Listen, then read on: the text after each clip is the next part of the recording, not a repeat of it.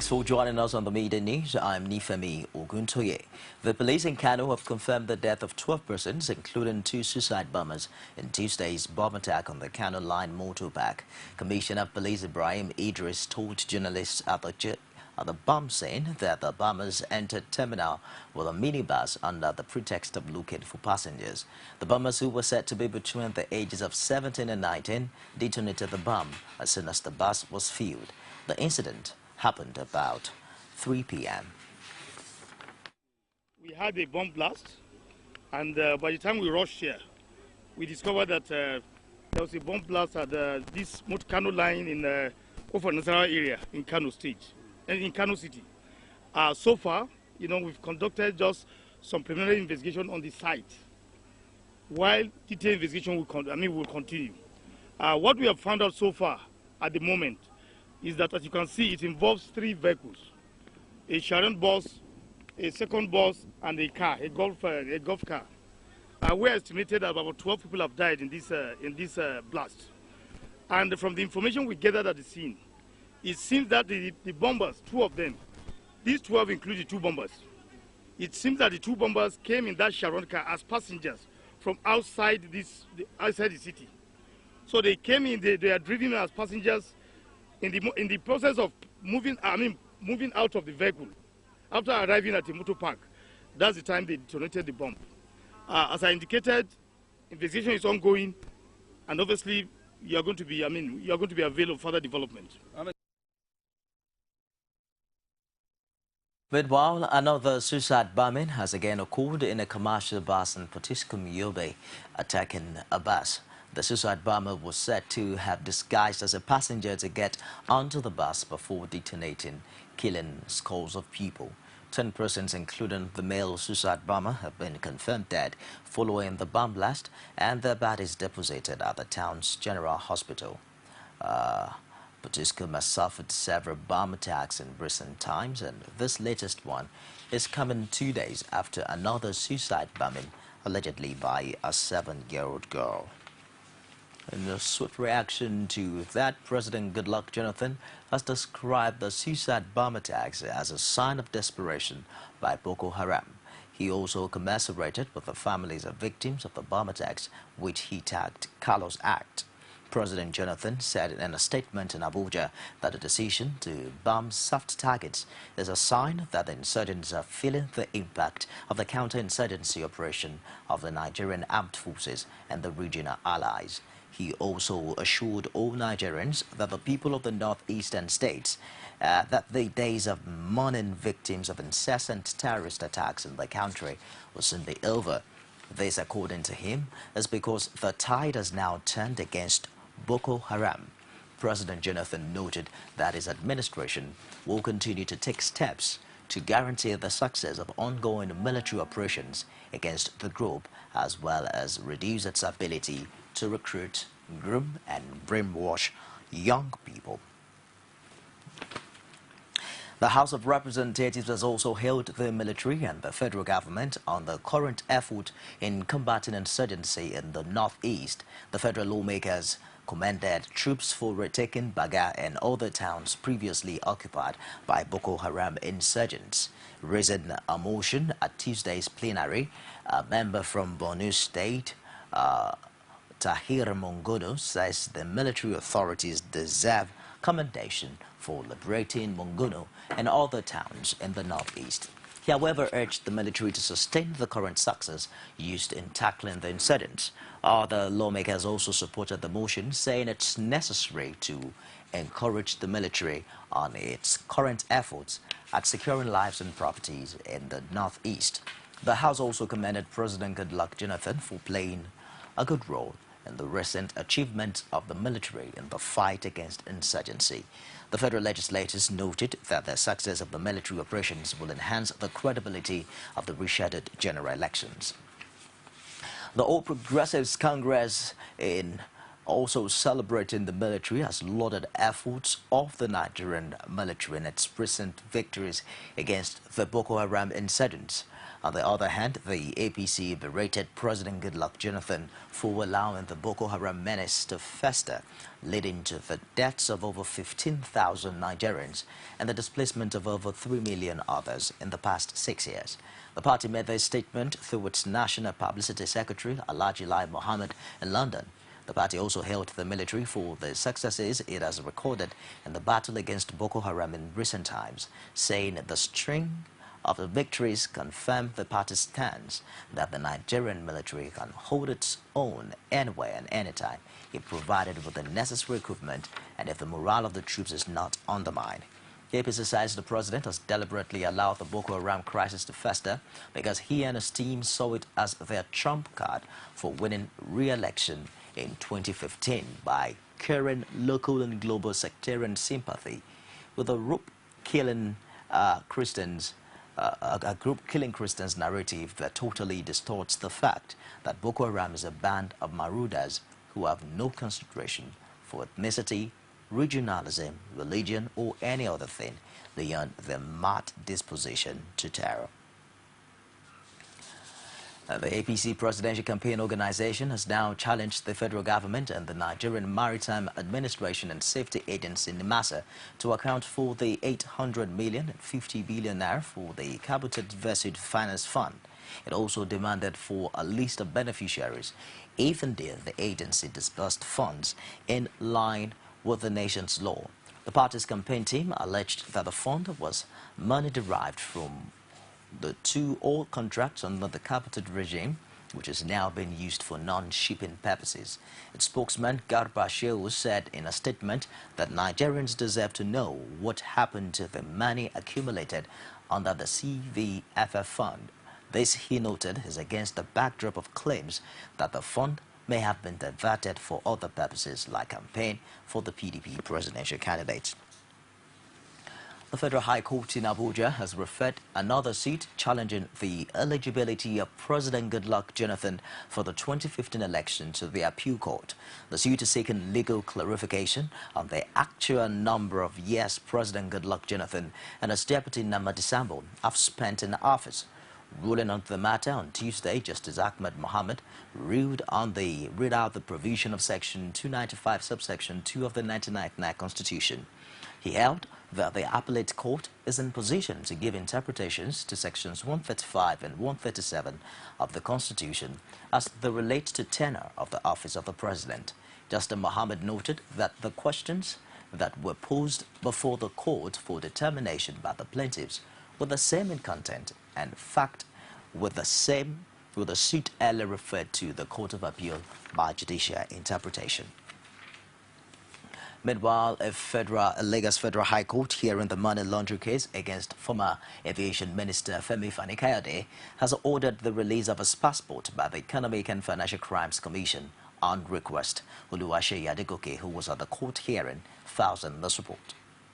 The court, presided over by Rita Ofili Ajumogobia, is still hearing 2 of the 40-count charges preferred against the former aviation minister from his time at the helm of affairs in the Ministries of Aviation and Culture and Tourism.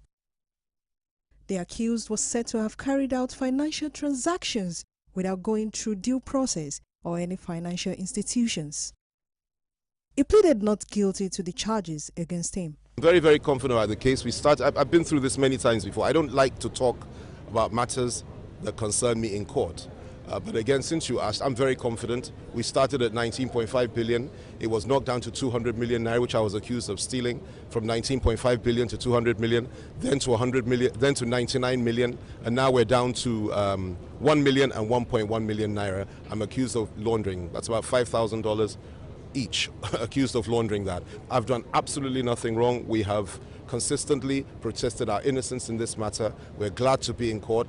I'm glad that we're now presenting our defense, and I'm very, very confident that this matter will be over soon and I'll be able to get my life back. One of the lawyers to the accused, however, says justice has been served with the decision to release the passport of the accused from the EFCC's custody on request. His international passport had been with the EFCC in the last 7 years or so, and we think he should be allowed to attend to some of his basic businesses And we made an application which the court had graciously granted, with the court insisting, however, that whenever he wishes to travel, he should write to the court to let the court know exactly where he is going to. And we believe that is fair enough, since he does not intend to abscond. And so we'll comply with the order. Prosecuting counsel Festus Keyamo, however, says nobody can downplay the 2-count charges against the accused. They opened up with their first witness today, and I think I should cross-examine tomorrow, so I'm getting ready for that. The court actually held that there was a case in respect of those 2 counts. It's not me that said so, it's the court that said so. So that means there is some kind of prima facie evidence, and we are prepared to go on with that.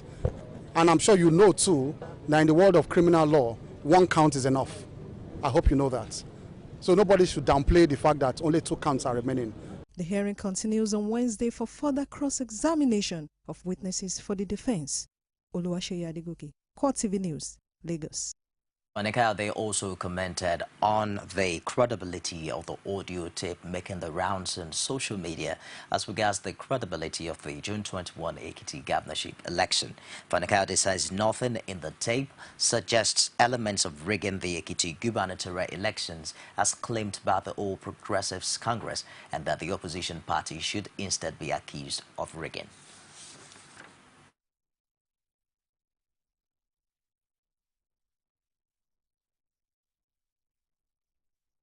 We played that tape to the Nigerian public. We did a press conference in Abuja. We played the tape from beginning to end.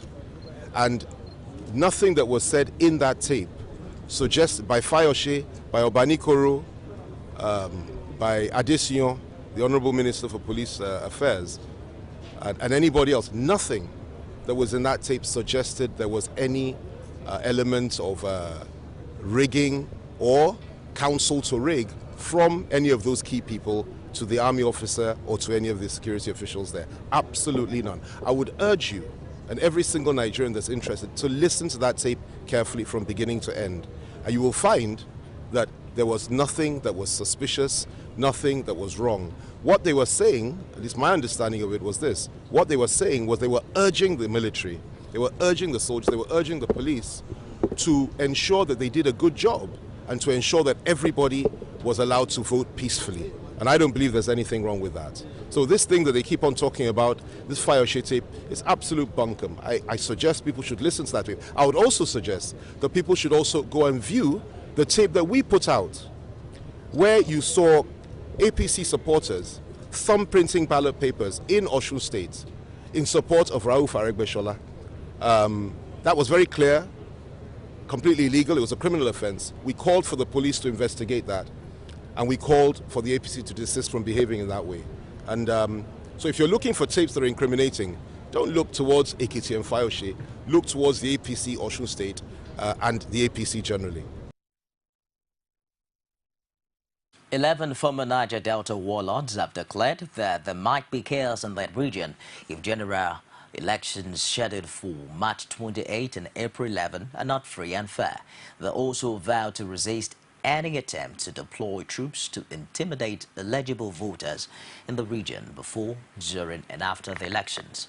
The former militants, who described themselves as the leaders of ex-militants in Nigeria, insisted that the leadership of the Independent National Electoral Commission, INEC, must be given a free hand and the necessary support to conduct credible elections. They also rejected any pronouncement of a breakdown of law and order in the Niger Delta if a particular candidate does not win the elections. The ex-militants who personally signed the documents include General Boni Friday Monturu, Smart Amula, General King Jerry, and General Isi Ologbo. Others are Friday Adema, General Saturday Emmanuel, Sunday Amoma, Alfred Anirata, and Commander Peter Asule. You're watching the Midday News on CoreTV News. I'll be back with more stories after this timeout. Don't go away. Every day, every hour, and every minute, news break in Nigeria. Things happen so fast, it's most times difficult to track and comprehend them. But that's what we do right here on Digit 360. 2015, would you want to come back again? It's like asking Jesus Christ if he knew he was going to die, will you want to come back as the savior of the world again? We do not just help you track the stories, We'll break them down, explore all the angles, analyze the issues so that you can fully comprehend the stories and use them to make the right decisions.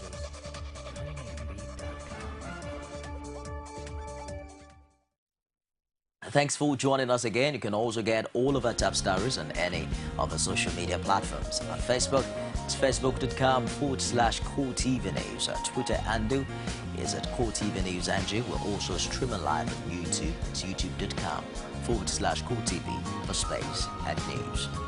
Senators on Tuesday grilled the Minister of Mines and Steel Development, Musa Sada, on the 2014 budget performance when they showed up to defend the 2015 allocation. One after the other, members of the Senate Committee on Power, Mines and Steel picked holes in the last budget and wondered why the sector is not well developed. The lawmakers believe that now that the global oil market is witnessing a slump, Nigeria should be benefiting from its non-oil mineral resources. The slide, it did not just move down, there's an earthquake in the whole country.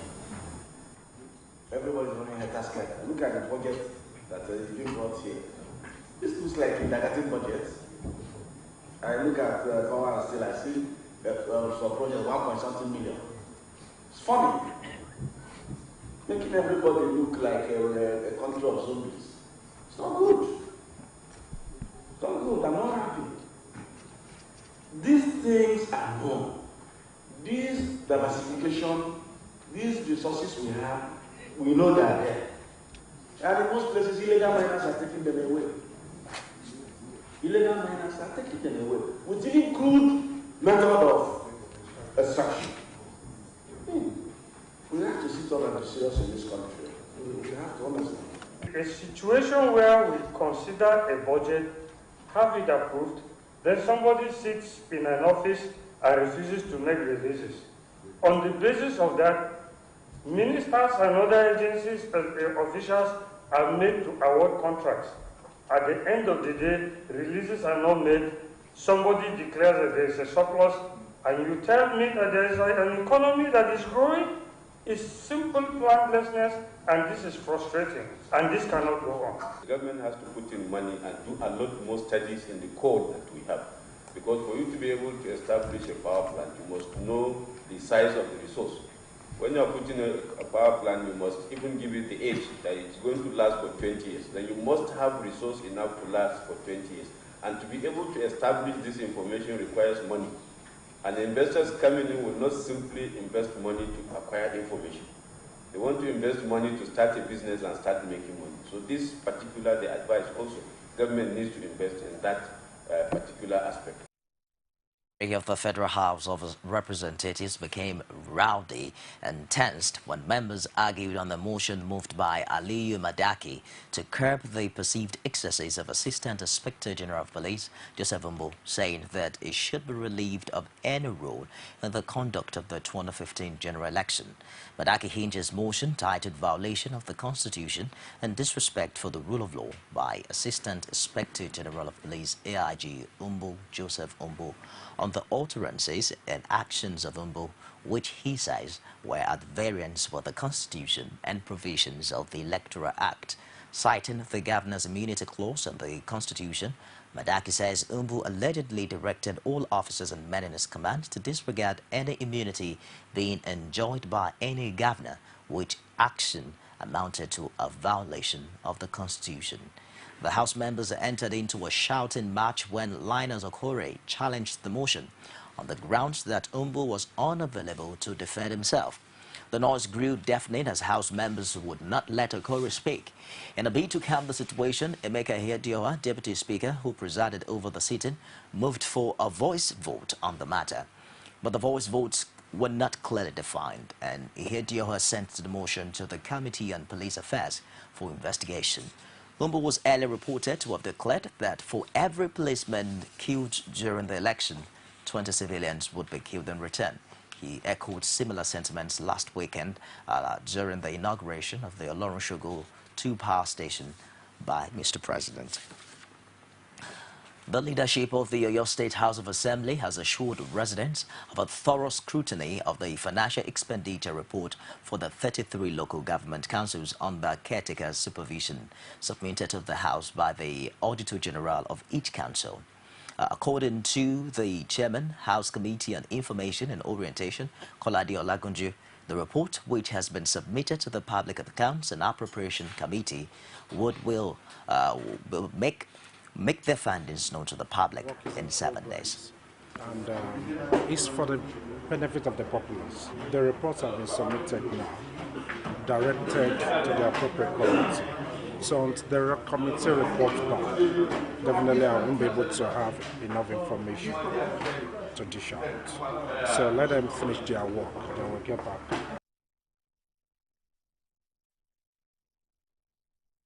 Civil society groups operating in the health sector have accused political office seekers of displaying a disregard for the sector. Partnership for Advocacy in Child and Family Health insists none of the leading political parties has been able to articulate an agenda for a better health sector in their manifestos. The coalition said at a media briefing in Abuja that it reached that conclusion after a careful appraisal of the manifestos of all the political parties. We are non-partisan coalition, so we are not advocating for anyone to say this is the person we want to be on the chair by May 29th. That is not our own issue, but we are advocating that whoever sits on that chair by May 29th, there should be a change in the way the government invests in the health sector, whether it's this government or another government, whoever sits. So that's our advocacy, and that's our message, that we need more funding in the health sector to address all the critical areas that have been mentioned today: immunization, nutrition, family planning, pneumonia, diarrhea, and other diseases. It's not acceptable for Nigeria to be producing the most stunted children in Africa. And so what do? As advocates, we want to say yes. A lot of is going on for nutrition, for example, there's local food production. But why is it that for a country that is so blessed, the farmers are producing the food, but their children are most malnourished? It is for this, our gentlemen and ladies of the press to help us to ask those questions and to engage people, not just saying it's a government issue. We cannot twist any Nigerian to choose who they will vote for or who they will not vote for. That is not our aim. It is not our purpose. Yes, you mentioned that we said that we are non-partisan, and indeed that is what we are. If a civil society group today, that we are registered as civil society group today, and then tomorrow we will start becoming a party or pushing for a certain candidate to be voted for, then we have failed. We are putting out the facts for people to see, to know what is happening in the country, to be able to engage, especially with the grassroots representatives on these issues. Put them on the table, ask our politicians what are they going to do about these issues of concern to us, and how are they going to do it.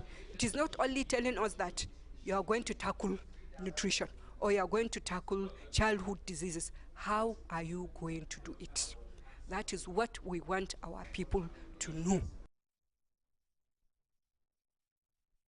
President Goodluck Jonathan has described Second Republic leader Shehu Shagari as a committed patriot and an outstanding leader. He says the present administration will continue to count on the former president's support and solidarity. President Jonathan also prayed for good health and long life in a congratulatory message to Alhaji Shagari on his 90th birthday, which comes up today. Outside Nigeria now, South Korea and the United States will begin 8 weeks of joint military drills starting from March the 2nd. Military officials said on Tuesday that this is an annual exercise that provokes heightened military threats from North Korea. An annual exercise regularly protested by North Korea, which it says are a rehearsal for war, and has recently stepped up its own air, sea, and ground military exercises. Tuesday's statement by the joint U.S.-South Korean Combined Forces Command said the North Korean army had been informed of the dates and non-provocative nature of the exercises. On Monday, North Korean leader Kim Jong-un told his Korean People's Army commanders to focus on combat readiness this year, according to state media. In 2013, following its third nuclear test, North Korea declared the Armistice Agreement, which ended the 1950-1953 war, as invalid in response to the exercises. The U.S. responded with long-range nuclear-capable B-2 bomber flights over the Korean peninsula in a show of force it said was designed to show U.S. ability to conduct long-range precision strikes quickly and at will. And that wraps up this hour on CoreTV News. Do join us again at the top of the hour for more stories. I am Nifemi Oguntoye. Thanks for being there.